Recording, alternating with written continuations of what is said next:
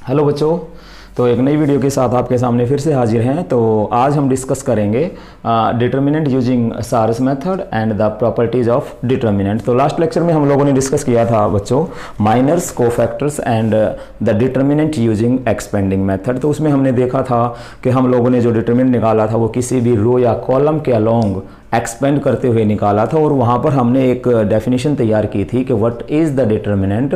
तो determinant is nothing but the sum of the product of the elements of any rows और columns with their cofactor is called the determinant. तो उसमें हमने discuss किया था। तो एक छोटा सा टॉपिक हमारा और ये बचता है जिसमें हम आज डिस्कस करने जा रहे हैं डिटर्मिनेंट को सारस मेथड से कैसे निकालेंगे और उनकी कुछ प्रॉपर्टीज़।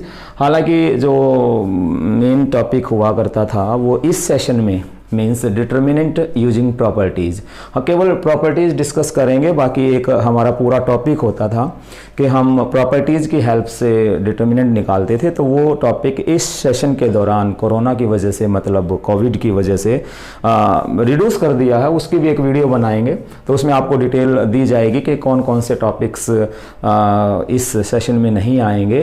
तो हम केवल प्रॉपर्टीज़ को डिस्कस करेंगे बच्चों, ज़्यादा टाइम वेस्ट नहीं करेंगे। तो सबसे पहले हम बात करते हैं डिटर्मिनेंट यूजिंग सारस मेथड। तो लेट स्टार्ट। तो लेट डिटर्मिनेंट, और दूसरी बात यह है बच्चों कि दैट सारस method is used only for 3x3 order. Clear?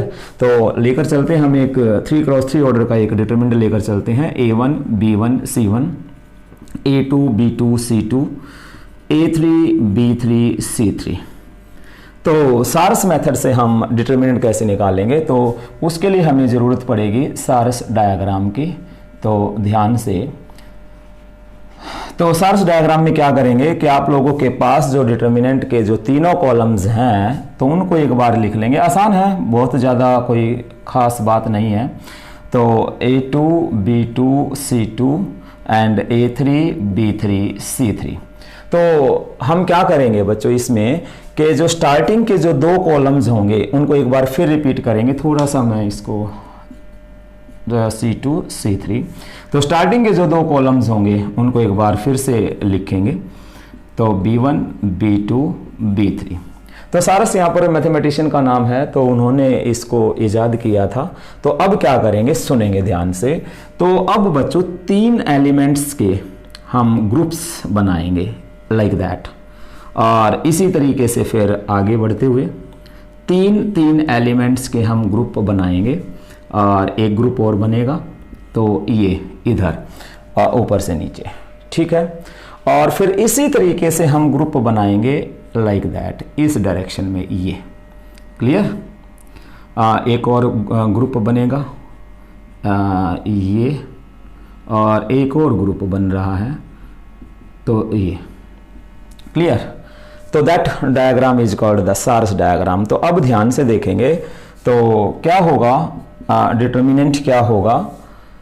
इन तीनों जो पहला ग्रुप आपने बनाया है तो इसके अंदर जो तीन एलिमेंट्स आए हैं, इन तीनों एलिमेंट्स की product, I mean to say that A1 B2 C3 plus B1 C2 A3 B1 C2 A3 plus C1 A2 B3, इनको हम ऐड कर देंगे। माइनस माइनस, अब ये जो ग्रुप ये बने हुए हैं लाइक दैट, इनकी प्रोडक्ट का sum, I mean to say that A3 B2 C1 plus A1 C2 B3 plus B1 A2 C3। तो this is the determinant of order 3x3 using Sarrus diagram. Very simple, कोई ख़ास बात नहीं है, कोई बहुत रॉकेट साइंस नहीं है, इजी है। तो यू कैन यूज, आप अगर चाहो तो इसका इस्तेमाल कर सकते हो। अगर एग्ज़ाम में कहा ही गया है तो यूज करना पड़ेगा, अदरवाइज यू हैव चॉइस, आपकी मर्जी है। एक्सपेंडिंग मेथड भी यूज कर सकते हैं और सारस मेथड भी यूज कर सकते हैं, ये आपके सामने मैंने बताया। तो इसमें हम बहुत ज़्यादा समय खराब नहीं करेंगे बच्चों। तो ये है बस, फॉर एग्जाम्पल मान लीजिए हम एक एग्जाम्पल की बात करें अगर कि 1 2 3 3 1 2 2 3 1 ये है। तो अब इसमें हमें सारस डायग्राम को यूज करके तो हम कैसे करेंगे, 1 2 3 3 1 2 2 3 1। स्टार्टिंग के दो कॉलम्स को एक बार फिर रिपीट कर देते हैं, 1 3 2 2 1 3। तो अब इस सिस्टम के तहत एक ग्रुप ये बनेगा, दूसरा ग्रुप ये बनेगा, थर्ड ग्रुप ये बनेगा, है ना। और उसके बाद इधर भी ग्रुप बनेंगे लाइक दैट। एक ग्रुप ये बन गया, एक ग्रुप यहाँ बना है और एक ग्रुप ये भी बन गया, है ना बच्चों। तो क्या होगा, इनकी प्रोडक्ट यानी कि 1 × 1 × 1 1 प्लस 2 × 2 4 × 2 8, है ना। और ये हमारे पास आएगा 27, है ना, और माइनस। क्लियर।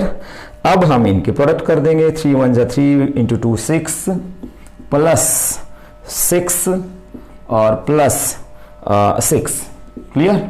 तो ये हमारे पास आ गया बच्चों कितना, 36 और माइनस 18। अब हम बात करते हैं प्रॉपर्टीज की, तो वन बाय वन ध्यान से सुनेंगे। तो वेरी फर्स्ट प्रॉपर्टी है डिटर्मिनेंट की, क्या है, k into determinant k into A, यानी कि determinant of k into A where k is any scalar. Determinant of k into A is equal to k raised to the power n into determinant of a where n is order of a। Very important, बहुत ज़्यादा important है बच्चों, बहुत ही ज़्यादा important है ये property. Means that property says that कि आपके पास, मान लो आपको कहा गया है कि ए का डिटर्मिनेंट हमारे पास 5 है। क्लियर है। और ए किस ऑर्डर की मैट्रिक्स है, 2 × 2 ऑर्डर की मैट्रिक्स है मान लीजिए। तो आपसे कहा गया कि 3 × a, determinant of 3 × a find out करेंगे। तो इस प्रॉपर्टी का इस्तेमाल करते हुए हम इजीली फाइंड आउट कर सकते हैं।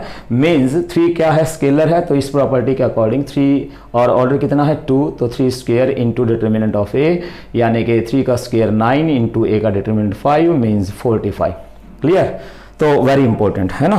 तो उसके बाद नेक्स्ट ध्यान से, नेक्स्ट क्या होगी कि नेक्स्ट देखो बच्चों, यहां पर दोनों बातें हैं, प्रॉपर्टीज भी कह सकते हैं आप लोग और टिप्स भी कह सकते हैं। तो सेकंड प्रॉपर्टी हमारे पास क्या है कि if every element of any rows और columns are 0 then determinant is also 0। Very simple, है ना। तो इस प्रॉपर्टी में क्या कहा गया है कि किसी भी डिटर्मिनेंट की किसी भी रो या कॉलम का हर एक एलिमेंट 0 है, लाइक दैट। Very simple. बस ऐसा है कि आप लोगों को एक बार बता दिया जाएगा तो शायद वो ध्यान रहेंगी चीज़ें, अदरवाइज शायद कई बार यूज ना की जाएं तो वो ध्यान नहीं रहती। जैसे कि ये है, यहाँ पर फर्स्ट कॉलम के सभी एलिमेंट्स 0 हैं, then there is no need to apply formula. तो हम डायरेक्ट हम क्या लिख देंगे यहाँ पर, डिटरमिनेंट को 0, क्योंकि बच्चों हम फर्स्ट कॉलम से एक्सपेंड कर देंगे तो ऑब्वियसली बात है हमारे पास डिटरमिनेंट 0 आएगा। बाकी एक टिप्स आपको दी गई थी, लास्ट वीडियो में दे दी गई थी कि हम एक्सपेंडिंग मेथड जो होगा वो उसी रो या कॉलम पर हम अप्लाई करते हैं डिटर्मिनेंट के जिसमें ज़्यादा से ज़्यादा 0 होंगे, which has maximum number of zeros, उसको हम एक्सपेंड करने के लिए यूज करेंगे। तो that is the second properties, you can say that. Third है हमारे पास, ध्यान से, determinant of diagonal matrix is the product of diagonal element। Very simple. तो इस प्रॉपर्टी में क्या बताया गया है कि अगर हमारे पास कोई मैट्रिक्स है, वो कैसी है, डायगोनल है, मींस 1 0 0 0 2 0 0 0 3। तो अगर हमें इसका डिटर्मिनेंट निकालना पड़ा तो फिर से बच्चों वही बात होगी कि डायगोनल हमें एक्सपेंड करने की कोई जरूरत नहीं पड़ेगी। तो इसमें भी हम क्या करेंगे, डायगोनल एलिमेंट्स की प्रोडक्ट कर देंगे। I mean to say that 3 × 2 6 × 1 6। तो इसका डिटर्मिनेंट हम डायरेक्ट निकाल लेंगे, 6 आएगा। तो ये प्रॉपर्टी इसमें बताई गई है कि अगर हमारे पास डायगोनल मैट्रिक्स होगी तो उसका जो डिटर्मिनेंट होगा वो क्या होगा, डायगोनल एलिमेंट्स की प्रोडक्ट। क्लियर। और जो फोर्थ प्रॉपर्टी है बच्चों वो भी एज इट इज है लगभग, लेकिन वो क्या होगी, डायगोनल मैट्रिक्स की जगह क्या आ जाएगा, ट्रायंगुलर मैट्रिक्स। क्लियर। तो यहां पर ही मैं अगर इसी में ही मैं इसको फिट कर दूं, मींस डायगोनल और ट्रायंगुलर, इसी में हमने इसको एडजस्ट कर दिया है। Triangular matrix is product of diagonal elements, means आपके पास कोई भी अगर डायगोनल मैट्रिक्स है या ट्रायंगुलर मैट्रिक्स है, मे बी अपर और लोअर कोई भी हो, तो उसका डिटरमिनेंट भी हमारे पास क्या ही आया करेगा, हमेशा डायगोनल एलिमेंट्स की प्रोडक्ट। एक एग्जांपल अगर हम लें लाइक दैट 1 2 3 4 5 6 0 0 0, तो आप इसको सार्स मेथड से निकालें, किसी भी रो या कॉलम को एक्सपेंड करके निकालेंगे तो बच्चों इसका डिटरमिनेंट क्या आएगा, 6 आएगा। क्यों? क्योंकि this is the lower triangular matrix. तो क्लियर है। तो अगर हमारे पास कोई भी डायगोनल मैट्रिक्स है या कोई भी ट्रायंगुलर मैट्रिक्स है, मे बी अपर और लोअर, तो उसका जो डिटरमिनेंट होगा that is always the product of the diagonal elements. आगे बढ़ते हैं ध्यान से। यू कैन वेरीफाई, आप कर सकते हैं, किसी भी रो या कॉलम से एक्सपेंड करेंगे तो डिटरमिनेंट यही आएगा। हाँ, तो फोर्थ प्रॉपर्टी पर हम पहुंचते हैं बच्चों। तो फोर्थ प्रॉपर्टी क्या कहती है, determinant of skew symmetric matrix, skew symmetric matrix of order of odd order is 0। इस प्रॉपर्टी में क्या बताया गया है कि अगर आपके पास कोई भी स्क्यू सिमेट्रिक मैट्रिक्स है, किस ऑर्डर की, ऑड ऑर्डर की है, तो उसका डिटरमिनेंट भी आपको फाइंड आउट करने की कोई ज़रूरत नहीं है। उसका डिटरमिनेंट हमेशा कितना आएगा, 0 आएगा। I mean to say that कि मान लीजिए 0 है a minus b minus a 0 c, और ये हमारे पास आएगा b माइनस सी और 0। तो आप क्लियरली देख सकते होंगे कि this is the skew symmetric matrix of odd order. Odd order बोले तो 3 cross 3, 5 cross 5, 1 cross 1, 7 cross 7, all these are the odd order. तो ऑड ऑर्डर की कोई भी स्क्यू सिमेट्रिक मैट्रिक्स का अगर आपको डिटरमिनेंट निकालना होगा तो वो आएगा बच्चों 0। तो यहाँ पर गलत इंटरप्रिटेशन नहीं करनी है कि जी इवन ऑर्डर होगा तो 0 नहीं आएगा, उसके बारे में वी कांट से एनीथिंग, हम कुछ नहीं कहेंगे, तो उसमें हमें फाइंड आउट करके देखना पड़ेगा। तो बच्चों ये 4 प्रॉपर्टीज आपके सामने एक बार जल्दी से रिपीट करते हैं, दैट इज वेरी इंपॉर्टेंट कि determinant of k into a is equal to k raise to the power n into determinant of a where n is the order of a and k is any scalar। Next है हमारे पास किसी भी determinant की किसी भी रो या column का हर एक एलिमेंट 0 होगा तो उसका डिटरमिनेंट भी 0 होगा, वो डिटरमिनेंट भी 0 होगा। और उसके बाद है हमारे पास हाँ कि अगर हमारे पास कोई भी डायगोनल या ट्रायंगुलर मैट्रिक्स होगी तो उसका जो डिटरमिनेंट होगा बच्चों that is the product of the diagonal elements. And last fourth one is determinant of a skew symmetric matrix of odd order is 0। कि ऑड ऑर्डर की अगर हमारे पास कोई भी स्क्यू सिमेट्रिक मैट्रिक्स है तो उसका डिटरमिनेंट क्या होगा, 0। तो आगे बढ़ते हैं ध्यान से। नेक्स्ट है नंबर 5, ध्यान से देखते रहेंगे, दैट इज वेरी इंपॉर्टेंट। और अगेन ये आप लोगों को थोड़ी सी है ना, जैसे कि हमने डेफिनेशन बताई थी, sum of product of sum of product of the element of any rows और column with their cofactor is called the determinant.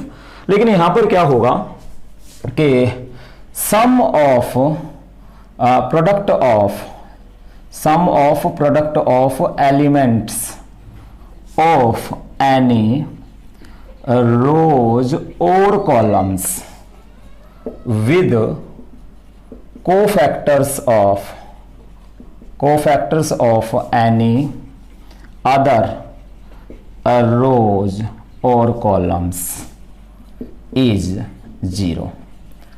यानी कि इस प्रॉपर्टी में आप लोगों को क्या बताया गया है बच्चों कि किसी भी डिटरमिनेंट की किसी भी रोज या कॉलम्स के एलिमेंट्स की प्रोडक्ट उससे दूसरे रो या कॉलम्स के कोफैक्टर के साथ करके ऐड करेंगे ना, तो वो हमारे पास क्या आएगा, 0। I mean to say that कि मान लीजिए ABC डी, या मैं जर्नल फॉर्म लिखूं, A11 A12 A13 A21 A22 A23 A31 A32 A33।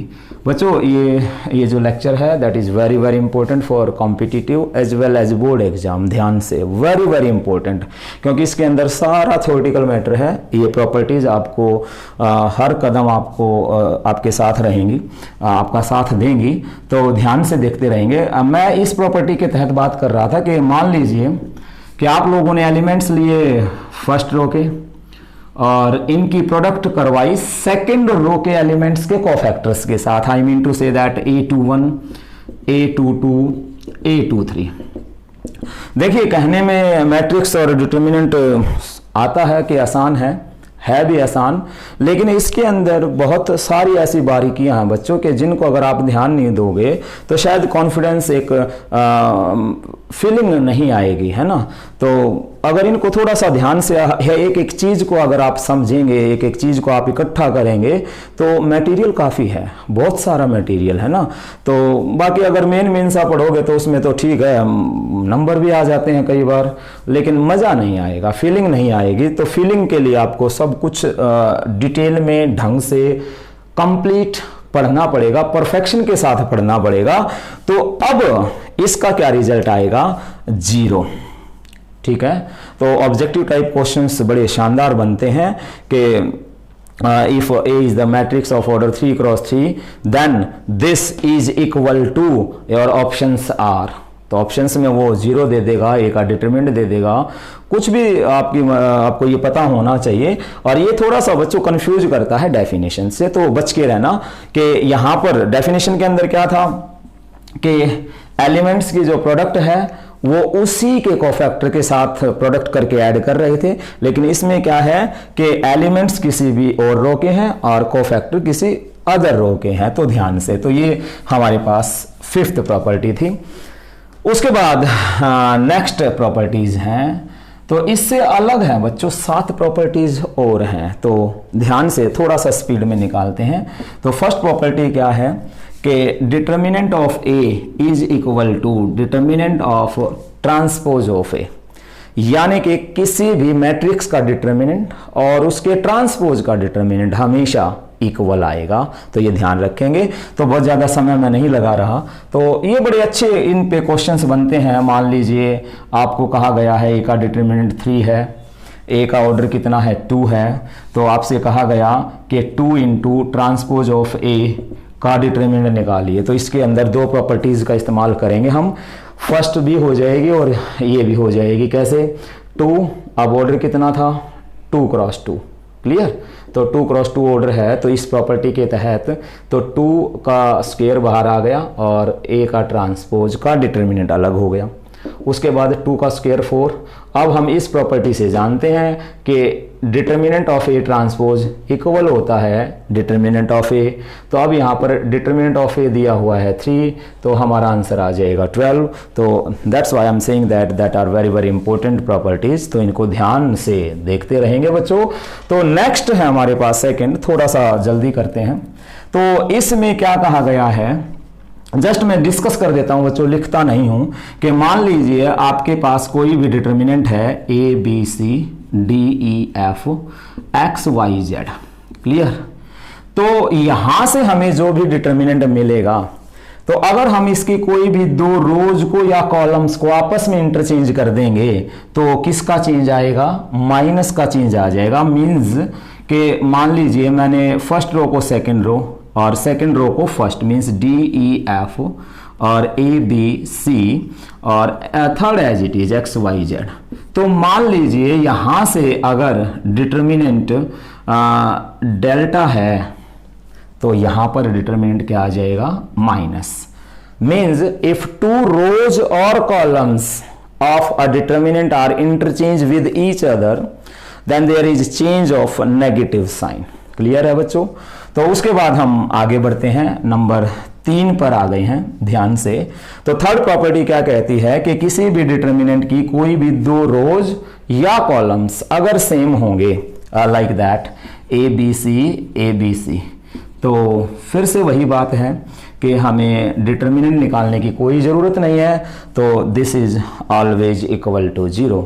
If 2 rows or columns of a determinant are identical then determinant is equal to 0। Very simple. उसके बाद next है, मैं इसको यहाँ से हटा देता हूँ। उसके बाद नेक्स्ट प्रॉपर्टी है बच्चों कि a plus b c plus d e plus f P Q R x Y z. Means ये प्रॉपर्टी है, ये क्या कहती है कि अगर किसी भी डिटर्मिनेंट की किसी रो या कॉलम के हर एक एलिमेंट को 2 या 2 से ज्यादा डिजिट के सम में लिखा गया है, तो उस डिटर्मिनेंट को भी हम 2 या 2 से ज्यादा डिटर्मिनेंट के सम में लिख सकते हैं। I mean to say that if every element of any rows or column of a determinant are represent as the sum of 2 or more digit, then that determinant is also expressed as the sum of 2 or more determinant। I mean to say that, look on the board, कि मान लीजिए कि इस determinant का जो first column है वो 2 digit के सम में लिखा गया है, तो बच्चों इस डिटर्मिनेंट को भी हम 2 डिटर्मिनेंट में एक्सप्रेस कर सकते हैं। कैसे वो देखेंगे ध्यान से। Means a c e p Q R x Y Z, तो एक डिटर्मिनेंट ये बन गया, और सेकंड जो डिटर्मिनेंट बनेगा वो क्या होगा, B D F P Q R x Y Z. तो 2। अब मान लीजिए यहां पर 3 डिजिट होते तो ऑब्वियसली बात है 3 डिटर्मिनेंट बन जाते। तो इस पर बेस्ड अगर हम एक क्वेश्चन चाहें तो बना सकते हैं। मैं यहां से इसको हटा देता हूं बच्चों। तो मान लीजिए मैं एक क्वेश्चन की बात करूं कि x plus Y P plus Q R plus S, clear, और यहां पर क्या होगा एक्स पी आर, और ये क्या होगा वाई क्यू एस। तो आप लोगों से पूछा जाए ये किसके इक्वल होगा, तो बच्चों थोड़ा सा अगर आप लोग ध्यान लगाएंगे तो यहाँ पर 2 प्रॉपर्टीज का इस्तेमाल करेंगे हम। एक तो यही प्रॉपर्टी लगाएंगे, मींस इसके हम 2 डिटर्मिनेंट बना देंगे, एक्स पी आर और फिर एक्स पी आर और वाई क्यू एस, प्लस एक और बनाएंगे Y Q S X P R और वाई क्यू एस। और इससे पहले हमने प्रॉपर्टी पढ़ी थी कि अगर कोई भी 2 रो या कॉलम सेम होंगे तो डिटरमिनेंट 0, तो ये भी 0 और ये भी 0, तो ये 0 हो गए। तो इस तरीके से आप इनका ध्यान रख सकते हैं। तो प्रॉपर्टीज आर वेरी हेल्पफुल, बहुत शॉर्टकट की तरह काम करते हैं। तो ये हमारी प्रॉपर्टी नंबर 4 थी। आगे बढ़ते हैं बच्चों ध्यान से। तो नेक्स्ट प्रॉपर्टी है, सिंपल है, determinant of A into B is equal to determinant of A into determinant of B, बशर्ते कि ए की और बी की प्रोडक्ट की कंडीशन फुलफिल होनी चाहिए। मींस ए के कॉलम्स और बी की रोज जो होंगी वो सेम होंगी। तो अब क्योंकि अगर प्रोडक्ट ही नहीं होंगे तो ऑब्वियस सी बात है, तो ये यूजलेस रहेगा मैटर। तो इसमें क्या कहा गया है कि जो डिटर्मिनेंट होगा वो प्रोडक्ट पर ओपन हो जाएगा। Means determinant of A into B is equal to determinant of A into determinant of B. Very simple, बहुत आसान है। अब एक लास्ट है बच्चों, लास्ट प्रॉपर्टी है, वो जरा ध्यान से, हालांकि मैंने सारी प्रॉपर्टीज आपको यहाँ पर यूज करके दिखाई हैं। तो 6th प्रॉपर्टी है कि अगर किसी भी रोज या कॉलम्स के किसी भी एलिमेंट को किसी स्केलर से मल्टीप्लाई करके किसी दूसरी रो या कॉलम में ऐड या सब्ट्रैक्ट करेंगे तो डिटर्मिनेंट में कोई चेंज नहीं आएगा। तो मैं एक बार आपको यहाँ लिख के बताऊँ, A B C D E F X Y Z, तो ये आपके पास कोई डिटर्मिनेंट है। तो ये प्रॉपर्टी क्या कहती है कि मान लीजिए, देखो वो ज़रूरत के हिसाब से होंगी, वो उन क्वेश्चंस में है जो मैंने बताया कि वो इस सेशन के लिए नहीं है, लेकिन अब प्रॉपर्टीज़ तो हम पूरी करेंगे। मींस मान लीजिए कि ज़रूरत है कि सेकंड रो के सभी एलिमेंट्स को मैं के से मल्टीप्लाई करके और फर्स्ट रो में ऐड कर दूं।